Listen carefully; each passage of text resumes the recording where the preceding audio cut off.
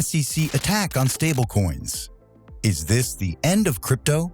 Bitcoin and the broader crypto industry by extension have been declared dead more than 460 times since inception. By the way, Bitcoin, the granddaddy of the crypto industry, is in its teenage years. It turned 14 this past January. But there is renewed fear that Crypto Armageddon is here. Is the end of crypto in sight? Hello and welcome to today's video. We will detail Paxos' attack and its effect on stablecoins and the crypto market in general. Will this mark the end of crypto, or will it herald a new victorious chapter for the crypto industry? For more, stay with us till the end of the video. What is the attack on Paxos about, and what is the driving force? Gary Gensler and the U.S. Securities and Exchange Commission are the architects of this attack and fear. The SEC recently served Paxos, the issuer of the Binance USD stablecoin, with a Wells notice, a fancy term for a notification the SEC sends a company it plans to bring an enforcement action against. The securities regulator alleges that the BUSD stablecoin is an unregistered security. By law, Paxos has 30 days to fire back and give reasons why the SEC should not go ahead with the enforcement action. It seems that the stablecoin issuer is taking fire from all possible regulatory angles. The New York Department of Financial Services, NYDFS, has ordered Paxos to stop minting BUSD.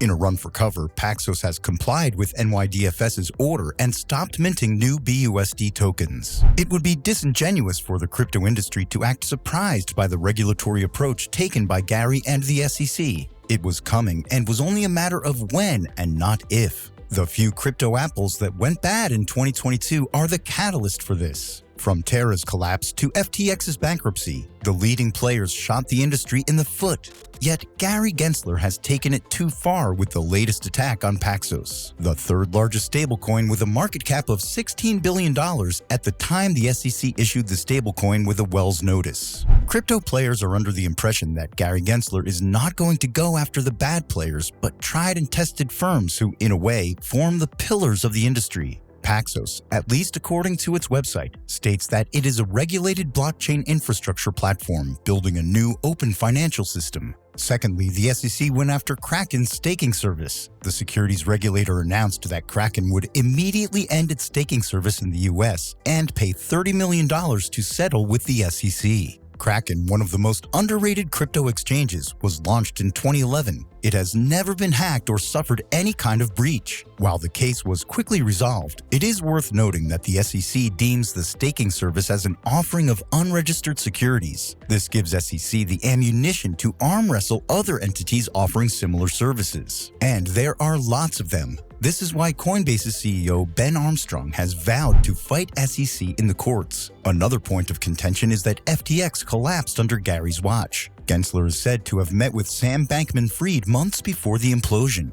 Gary is the sheriff in town. It was under his watch that crypto empires built on a house of cards crashed spectacularly. Does this mean that he failed to enforce the law, or does it give him more ammunition to come after crypto? Some would argue that it is a bit of both. They would say that he didn't do his job well at the time and wants to save face through a heavy regulatory approach. This action against Paxos proves the theory that the SEC is regulating by enforcement. The SEC has no clear guidelines on how it regulates crypto. It simply wants to use the same rules that it uses for the traditional financial markets. But these rules are outdated and cannot apply to the crypto industry. If BUSD is under attack, then it begs one simple question. Are Tether, USDT, or USDC next? It looks likely at this point. They are all stablecoins and they are similar. However, there are some differences. As for USDT, this feels like familiar territory. The stablecoin has always been in the crosshairs of regulators. In 2021, Tether was fined $41 million for lying about reserves. In February of the same year, Tether and Bitfinex reached an agreement to pay $18.5 million in penalties to the state of New York. Despite the several regulatory and FUD challenges Tether has met, it has weathered the storm. Tether turned 8 in October last year, but it would be short-sighted to think that the SEC would only come for stablecoins. The entire industry should be on notice. A few people would have predicted that the SEC would come after stablecoins in this manner. It looks as if the SEC is only on gear number 1 on an 8-speed gearbox. It will come for the majority of tokens. According to Gensler, only Bitcoin is safe. He has previously stated that Bitcoin alone is a commodity. He has always maintained that crypto assets have the attributes of securities. Like Bitcoin, and that's the only one, Jim, I'm going to say, I'm not going to talk about any one of these tokens, but my predecessors and others have said they're a commodity. It is clear that the SEC is after the entire industry after the agency was caught off guard by high-profile crypto entities that went belly up in 2022. The second most important question is, can the agency kill crypto? Is this the end of crypto? Let's not pretend that SEC only had a fallout with the crypto industry in recent times. The agency has been the industry's main adversary for years. The cat and mouse games have been going on for a long time. SEC's action against Paxos is nothing but a continuation and confirmation of that. Secondly, SEC's settlement with Kraken on the staking service does not indicate that laws were broken. It simply implies that Kraken wasn't willing to fight. Coinbase has already stated its willingness to fight the agency till the end. The crypto exchange will not be alone in this. Several crypto firms will do the same. SEC should brace for a big fight ahead. The securities regulator must also understand that it cannot fully regulate crypto. The crypto sector has so many gray areas that fall out of the SEC's purview. In the meantime, the best bet for SEC is to delay the sector's growth in the US. However, there is an unsavory reality that the crypto industry should not turn a blind eye to. There will be collateral damage. Some crypto projects will die by SEC's sword. Others will likely just give up, empty their shop, and call it a day.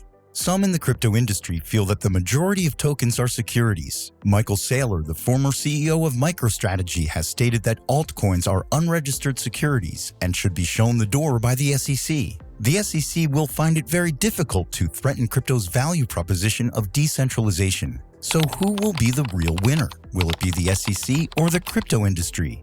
This is a war, and like any other war, there will be several battles. The SEC will win some battles and lose others. The SEC will not destroy the crypto industry. Let's say that crypto survives these regulatory missiles fired by the SEC. Who will be the biggest winners and losers in the grand scheme of things? Ripple CEO Brad Garlinghouse said that there is a lack of regulatory clarity in the US, while other countries have invested time and energy in regulating the crypto industry. This means that countries that are setting themselves up as crypto hubs will be the biggest beneficiaries. Be reminded that the SEC has charged Ripple and Garlinghouse with conducting an illegal securities offering and raising at least $1.5 billion from the sale of XRP.